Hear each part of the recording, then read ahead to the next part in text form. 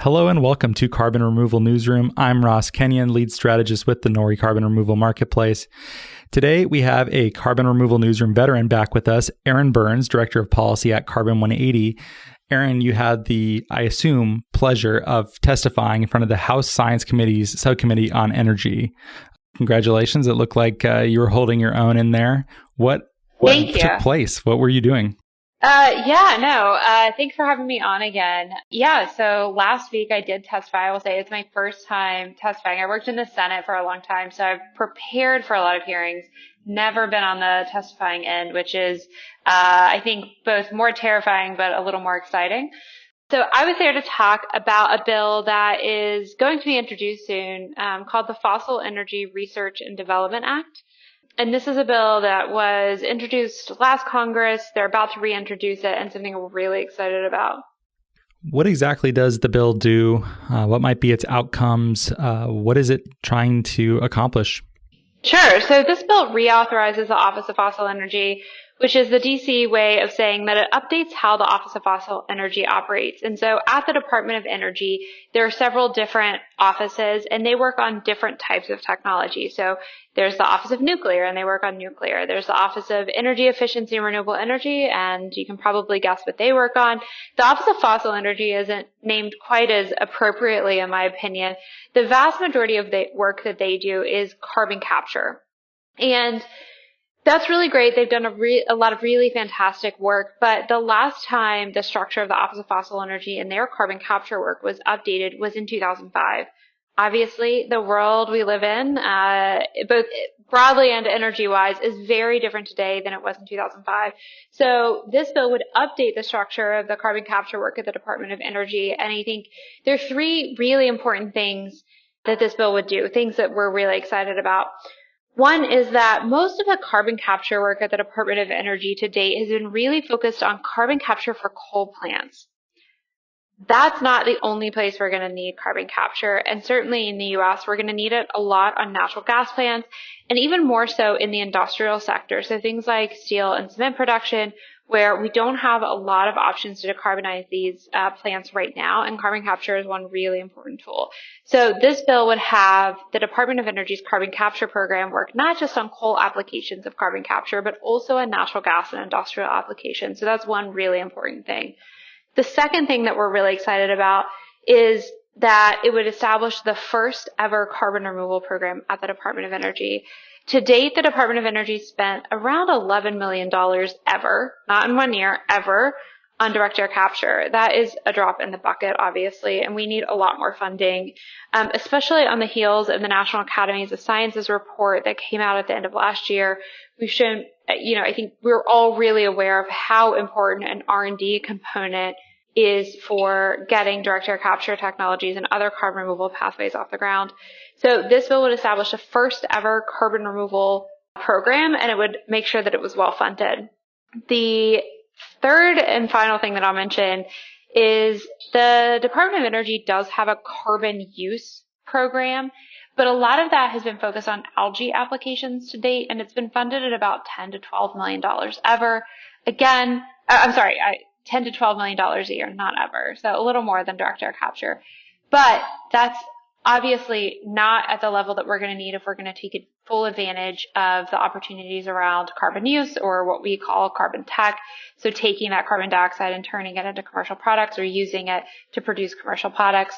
We have a report out there. My colleagues Rory and Matt authored a report that showed that there's a $1 trillion total available market for carbon tech here in the U.S. alone, and nearly $6 trillion globally. So what this bill would do would be to about triple the amount of funding that the carbon use program spends at the Department of Energy. So those three things: opening up carbon capture work to work on natural gas and industrial applications, establishing the first ever carbon removal program, and really scaling up work on carbon tech at the Department of Energy are, like, I would say, at least the three biggest reasons we're excited about this bill, but we're very big fans of it overall. There is a lot of exciting components to that. I'm wondering if we might be able to zoom out a little bit, Erin, because I imagine some of the listeners don't know, and I am not sure I fully understand how this works either. But how much of research that gets done and employed in some sort of commercial fashion does emerge from something that's government funded, and how much is private? Do they focus on different levels of things? Does this research that's being funded, does it count as basic research where there isn't an incentive for people to otherwise pursue it? And I imagine this is, if nothing else, a very big signal that this tech is coming, and it is a signal to private companies to go along in their own way as well. I loaded a lot in there, so you have your choice, your pick of the litter of questions. No, I think that's a great question. I think that overall federal research is really, really important. So the Office of Fossil Energy, they do some lab scale research. The National Energy Technology Laboratory in my home state of West Virginia. They also have a Pittsburgh office, but the main one's in Morgantown. They do the bulk of the carbon capture work. The bulk of the carbon capture work is housed at that national lab, but other labs are involved. And they do a full-scale set of research. So they do early-stage research on cutting-edge technologies, but they help projects all the way up to the commercial stage. So the Petronova project, for example, which is a carbon capture project in Texas, is a commercial operating power plant right now. It still receives support from the Department of Energy. So I think, one, that the government does all of those sorts of things. And I think that we believe that the Department of Energy has a role in every single stage for new technologies, because there's a lot of research at the early stage on kind of new and cutting edge technologies. I think you hear a lot of interest in programs like ARPA-E. The federal government is where a lot of that happens, and federal government partnered with university research labs as well. But there's also something called the Valley of Death, where you need government support to get these technologies across the Valley of Death, where you have kind of proof of concept, you might have a small scale pilot, but to move those up to full scale, commercial scale projects, we have tons and tons of examples where that has required government intervention. I mean, I think the kind of classic example of what the work that the Department of Energy does is solar panels. So when they were first invented a long time ago, some folks thought they're only going to be economical in space. That's the kind of energy you need. That's how, much sunlight they're going to need. And you can tell I'm not an engineer because this is how I'm describing the technology. I'm definitely just a policy person. But, through government research, we improved the technology. But there were government programs like the Sunshot program to bring down the cost of those technologies. And now we see them really widely deployed. And so the federal government does kind of all of those types of things. And this bill also includes research not just at the national labs, not just at the lab scale or early stage. It also includes later stage funding for things like large scale pilots and demonstrations of both carbon capture technology and direct air capture technology. And I'll say the last thing is that Carbon Tech, or the Carbon Youth program, they work really closely with industry. I mentioned that a lot of that is really focused on algae. They work really close with companies and industry now to test out new technologies, to test out, new pieces of things that might, make technologies better, and to get those technologies scaled up. So I'd say overall, the federal government has a role in all of those pieces. And this might be outside of your ken, Erin, but I was wondering if you could explain, if you know, how this works with intellectual property. Does technology that's developed in basic research that is government funded or operated, does that become open source and available for companies to run with? Or I imagine for some of these pilots and stuff they're doing with companies, it probably doesn't apply there. But there may be technology that's free to use that people can riff on and innovate with. Yes? Yeah, so that's a great question. I'm 100% not the expert in this, but my understanding is I think there are some bounds, but that it's something that is also there's a little bit of flexibility on IP, but that there are some bounds about, I don't think it's like you partner with the government and everything, you have to make all of your technology public or anything along those lines. But yeah, I think those are typically, and I think it also depends on where you are in the stage, but if you're thinking about like a later stage cost share program, where you have a commercial company who wants to apply for a grant or a cost share grant, to deploy a commercial scale project, that there's a lot of negotiations that go into the IP process. But yeah, that's something I'm not as familiar with. Okay. My mistake for asking questions that are somewhat extraneous, but interesting to me intellectually, at least. It's a great question. Well, thank you. Can you explain the mechanics of what will happen now with the bill? It's going to be introduced soon, I understand. And then are there a number of co-sponsors already? Is it starting in the House? What might we expect? Yeah, so this bill will be introduced soon. Congressman Veazey, a Democrat from Texas, introduced it, was the lead on it last year. He has confirmed that he will be leading it again this year. The full list of other members who might be co-sponsoring it hasn't been released yet, and I think there's still ongoing conversations. Last year it was led by Veazey and then a Republican, McKinley, who actually represents the district with the National Energy Technology Laboratory in Morgantown. This bill, so they had the hearing on the bill. Typically what will happen is they'll go through a process where there'll be what's called a markup in the committee where the members will have a chance to vote on the bill, to offer amendments. And then once they go through that process, they'll vote on full passage of the bill outside of that committee. At some point, in theory, it could go to the House floor, but there are a bunch of different pathways to get bills passed. Every bill that gets passed doesn't get a vote on the Senate or House floor where every single member gets an opportunity to vote on it. There are lots and lots of different ways that bills get passed into law. I would say I'm optimistic about this bill moving. It was something that was introduced last year, so members are familiar with it. It's something that the staff who wrote this bill spent a lot of time on. I'd like to say that every single bill out there, people spend a lot of time on them, but that's not always the case. And this is a bill that I would say they spent about a year and a half on this bill, really making sure that not only was, understanding the science and the logistics around updating how the Department of Energy works and how their carbon capture programs work, but also working with a lot of different key stakeholders in this space who care about these things to make sure that it incorporated a lot of feedback. It's just gone through a really, really great process. And the other reason I'd say that we are optimistic about seeing some movement this year on the bill is that there is a similar bill that has been introduced in the Senate this year called the EFFECT Act with an E. That's actually an acronym for a really long thing that I don't remember. But it's a similar bill to update the Office of Fossil Energy. It also would establish a carbon removal program for the first time ever. It's a bipartisan bill that the Energy Committee in the Senate has already had a hearing on. So there's just a lot of enthusiasm, and I think that there's a lot of enthusiasm for these issues, for carbon capture, for carbon removal, and I think there's a sense that typically they like to update the structure and programs at the Department of Energy every 10 years or so. We're rounding into year 15 here, so I think there's this feeling of it's time for them to go through this process again. So we're hopeful that not only will we see introduction soon, but that we'll actually start to see this bill move through the process. That was a mini civics lesson. So thanks, Erin. That's good to know. Happy to have you back on sometime to talk more about this. For a similar thing that I'm going to ask you to do now, which is the previous time you came on, you were discussing the Use It Act. And I was wondering if anything interesting has happened with it since last time.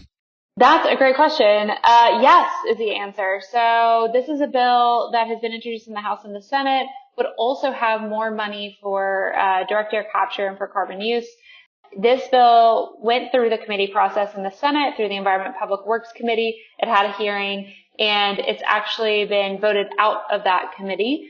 So we are continuing to talk to staff about how to move that forward and hopefully get it passed through the full Senate, in the coming months or so. So happy to keep you guys updated on what's going on with the Use It Act. One other thing I would mention is there was another bill that was introduced. It got a little bit less attention, but it was introduced in the House and the Senate, and it's an acronym again. We really love acronyms. Use It's an acronym, EFFECT Act. Something called the Sea Fuel Act, which is a bill that would have funding not just for direct air capture, but also for ocean capture. And all of that would be housed at the Department of Defense. There are some places where they think there might be, I would say, first of all, on ocean capture in particular, the Naval Research Laboratory has done some research on direct ocean capture. There's also some potential applications on things like aircraft carriers where you could have ocean capture, take the CO2, turn it into fuels, and not only is there a climate benefit, but also potentially a military readiness benefit. And I just wanted to mention that because it was a bill that kind of went under the radar a little bit compared to these other ones, and is bipartisan in both the House and the Senate. And I think is also reflective of the fact that this is an issue where we keep, Congress after Congress, year after year, month after month, we see more and more interest from members on both sides of the aisle and how they can help incentivize these technologies, about how they can be engaged in carbon removal and carbon tech. And so there's just a lot of enthusiasm. I think you're going to start to see or keep seeing more and more activity in Congress on these issues.